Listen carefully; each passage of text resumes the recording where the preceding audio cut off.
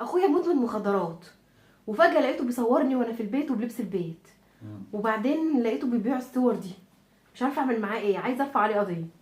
انت اخوك ايه ده؟ حيوان. انت جايه تتكلمي عن مش بني ادم، ده بني ادم، ده حيوان. ده حد عاوز يتربط على طواله وتحط له علف مع البهايم.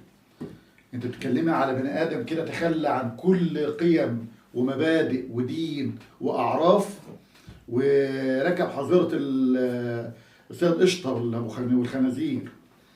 ده لا ينفع يبقى اخ، ولا ينفع يبقى اب، ولا ينفع يبقى ايه. انا بقيت خايفه والله وانا قاعده في البيت. حقك. ده المفروض ان هو اللي يستر عليكي، هو اللي يغطيكي، هو اللي بيفضحك، هو اللي وبعدين بيفضحك ايه؟ انت ما عملتش بلوه، ده انت في بيتك وفي بيت ابوكي، فبتتحركي بكيف براحتك، على ان ده معاك اخ في البيت. ما طلعش اخ، ده طلع ديب. لا طبعا. انت بقى لو الحاج ما عرفش يقوم الموضوع ده، مش والدك موجود؟ ايوه موجود.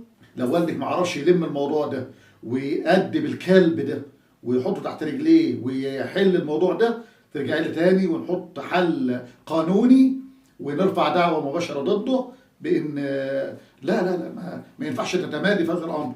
هو اللي هيشوف الصورة بعد كده مش هيعرف ان اخوك اللي رفعها. هو عايز يجيب اي فلوس وخلاص. ما هو بيشرب حاجة ولا كده؟ ايوه مدمن. ما هو ده الطريق اللي يجيبه لحد كده. فلو ما تحلش الموضوع ودي من عن طريق ابوكي، ترجعي لي تاني ونحط حل قانوني للبلوه دي، للمصيبه دي. متشكره قوي، ربنا يجازيك خير. تحت امرك.